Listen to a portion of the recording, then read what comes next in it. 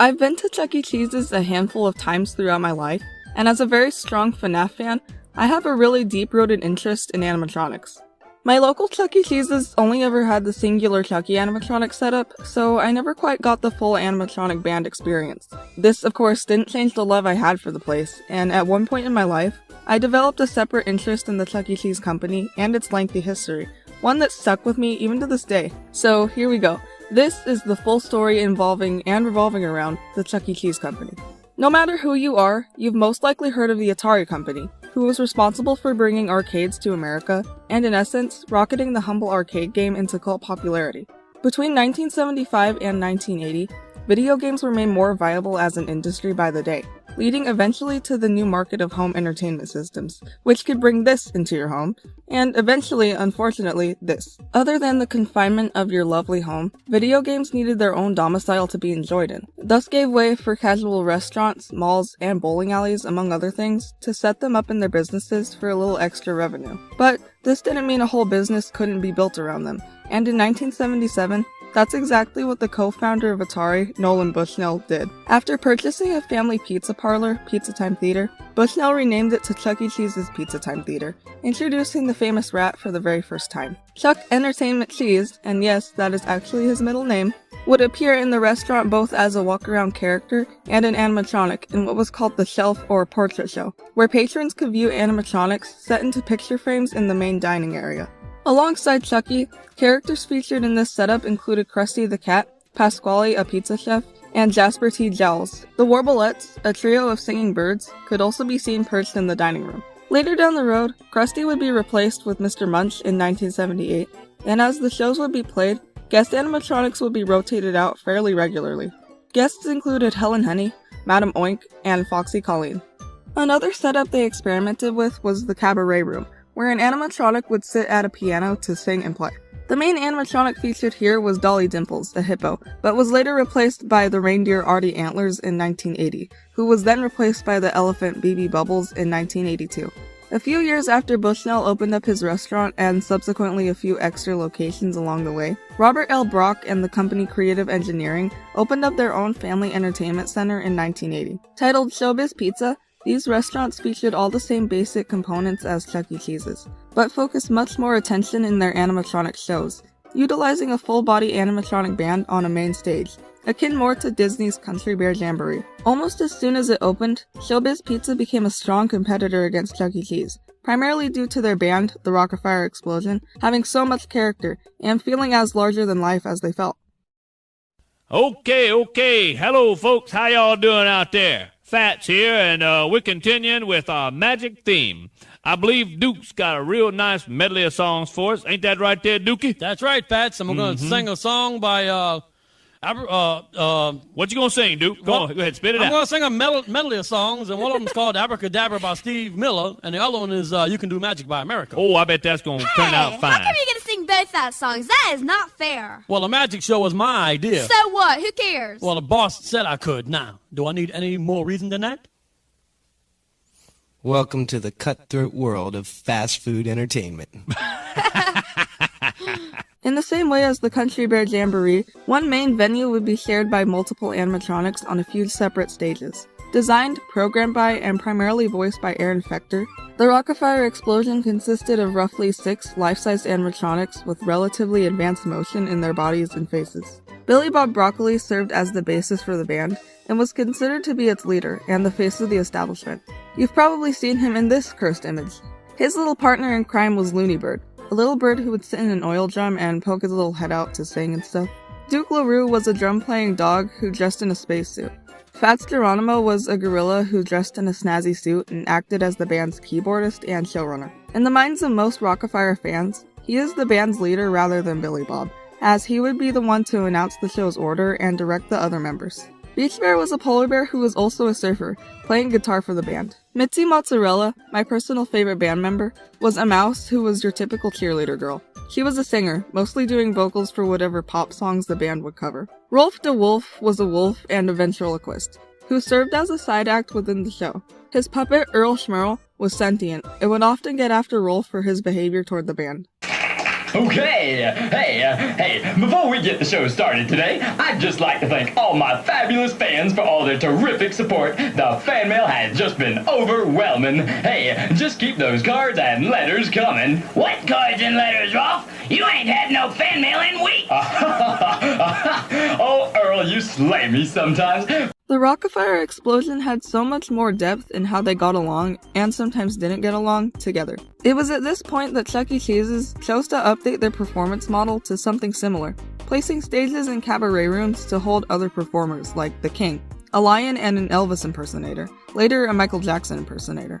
A band of dogs could also be seen here, who were at different times made to look like the Beatles, the Beach Boys, and a barbershop quartet. However, the Pizza Time Players had fallen on hard times, and in 1984 left Pizza Time Theater Inc. no other choice but to declare bankruptcy. A year later, none other than its rival, Showbiz Pizza, made a bid to buy it out. Chuck E. Cheese's had a chance now to go along with the stage concept, introducing a main stage with bigger animatronics to perform on it. My favorite color is pizza. Okay, gang, then let's play favorites. Songs, I mean. How about you, Jasper? What's one of your favorite songs? Well, naturally, it deals with the finer things in life.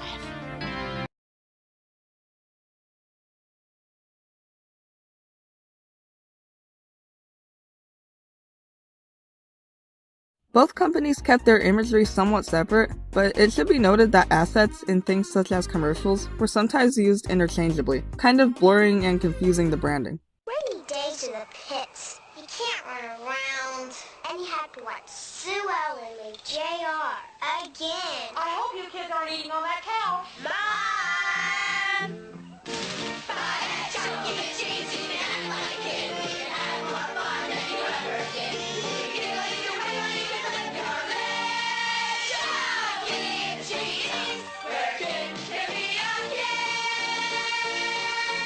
The ultimate blurring and confusing of the branding would come in 1990, under something called concept unification. These are harrowing words in the Chuck E. Cheese fandom. With Showbiz Pizza having taken on Pizza Time's debts on top of their own from a previous bankruptcy, the overall company was starting to collapse. The split imagery of the two separate franchises meant that it was always in competition with itself. The best move that could be made was to join the two concepts, not exhaust resources on one or the other, rather both as one. Although, this didn't mean that the rockafire explosion and the Pizza Time Players could get along as one merry band of jolly critters. No, one of the bands would get swallowed whole. With Aaron Fector refusing to fork over the rights to rockafire, a clear picture was drawn where Chuck E. Cheese had won. What you're looking at now is a concept unification tape, a guide for employees of the freshly named Chuck E. Cheese's Pizza to follow in remodeling the restaurant's look, entertainment space, and of course, animatronics. The video instructs them on how to remove the costumes and surrounding hardware from the rockafire explosion, to replace them with aesthetics from the Pizza Time Players, now renamed to Munch's Make-Believe Band. Ladies and gentlemen, we proudly present an exciting new musical review with your merrymaking master of ceremonies, Chuck E. Cheese. That's me, Chuck E. Cheese, your host with the most. But even with this star behind me, I'm not the star of the show. You are, 'cause the magic only happens when we all get together. We can feel the magic now that you're here. Together we'll make the good times right here. And when it comes to keeping the groove, we might just make believe band and we're gonna make you move. Pretty much every rockafire animatronic had a clear-cut replacement from the underdog band.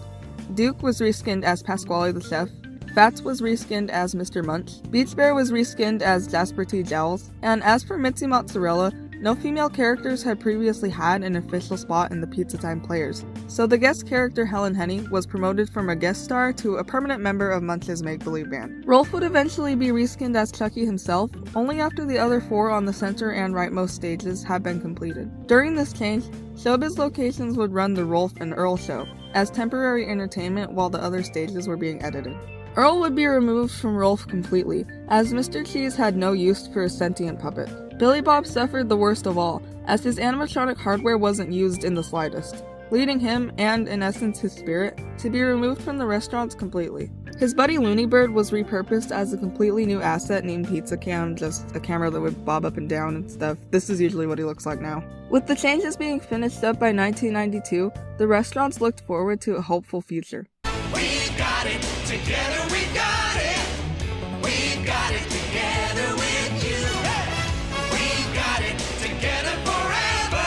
The fun has just begun. This band is #1. Together we've got it. Munch's make-believe band and you. This future ended up being more muddy, if anything, as the company faced poor results through 1993, eventually dropping the word pizza from the restaurant's name in 1994, and pushing a rebrand of Chucky himself from something resemblant of a casino employee to a model that was more friendly across the board.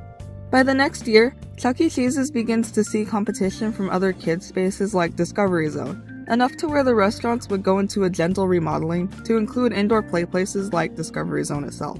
This was also when they implemented more child safety features, ensuring that kids left with whatever adult they originally came with. In 1999, the Chuck E. Cheese company ended up buying out Discovery Zone, 1 year later prompting them to go into a third soft remodel in the same area as they'd had a previous second one, upgrading the indoor play areas. In 2004, a fourth remodeling gave the restaurants a bright, poppy look. Also happening in this time frame between 1992-ish and 2004 is a slew of experimental and costly changes to the stage setup. A 2-stage setup was installed in some stores after concept unification, putting Chucky on his own on one side of the stage, with the other band members to the side of him. Most of the changes with these setup alterations would be in the animatronics movements and choreography. Another version of this stage was installed in some locations where Pasquale would also have his own area of the stage to himself. Both of these setups, of course, were upgrades from the 3-stage design that the band inherited from the Rockafire explosion, where the 3 stage segments were physically separated. Between 1996 and 1997, a conceptual show and stage setup was tested at a single location. Named the Awesome Adventure Machine setup, or the Showroom 2000, this stage model featured a single, updated Chucky animatronic placed between 2 big screens that would play out special show tapes that went along with the onstage audio. The other make-believe band members would appear in this footage as costume characters with animated animatronic eyes and mouths. We know how well that goes. Notably, the Chucky animatronic used in this show would be a future model for a softer and more friendly Disney-esque animatronic look for the restaurants overall. When the Showroom 2000 proved to be too difficult to maintain and costly to standardize, the company switched gears to implement the Studio C setup, which featured a full-size, newer model Chuck E. Cheese animatronic on a small stage beside a big screen-like facade. This is the only setup I've ever seen in person, and my local restaurant still uses this setup as far as I can tell from looking through the windows when I drive by it, because I can't go in, I'm too old and I don't have kids. The other band members would appear again in this setup's show tapes as costume characters, but also as puppets for the first time in the show's history. This is the most common setup in today's stores, and one of the longest surviving ones.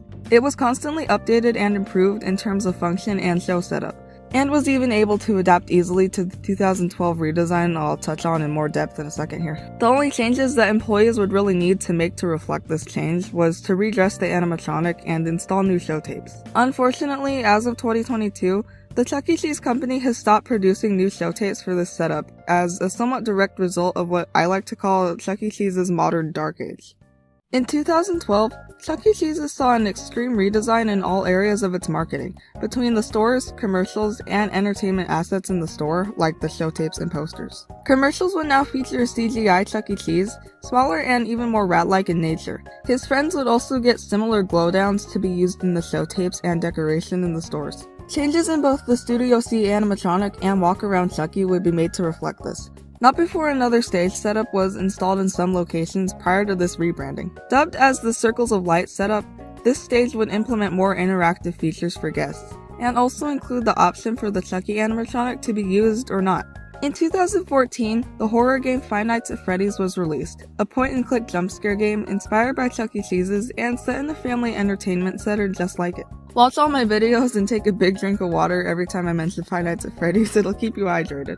Given the fact that the game's main antagonists were animatronics dead set on attacking you, mixed with the fact that it immediately became very popular for younger kids with internet access, Chuck E. Cheese's target demographic was now more afraid of animatronics than ever. The restaurant saw quite a decline, which I can't definitely say is only because of FNAF, because they'd been having issues years before this, but I'm sure it didn't help. The Circles of Light stage setup arguably made an easier segue into the post-rebrand stage setup, where the animatronic would be removed in its entirety, as some Circles of Light stages already did. This change came in 2017, alongside other changes in the restaurants to make them more relevant and engaging. Part of these proposed 2.0 locations was a removal of the stage completely, where it would be replaced with a dance floor where kids could dance and a costume Chucky could perform at designated times. Most of the older Chuck E. Cheese fandom hates these. I gotta say I agree because it lacks creativity.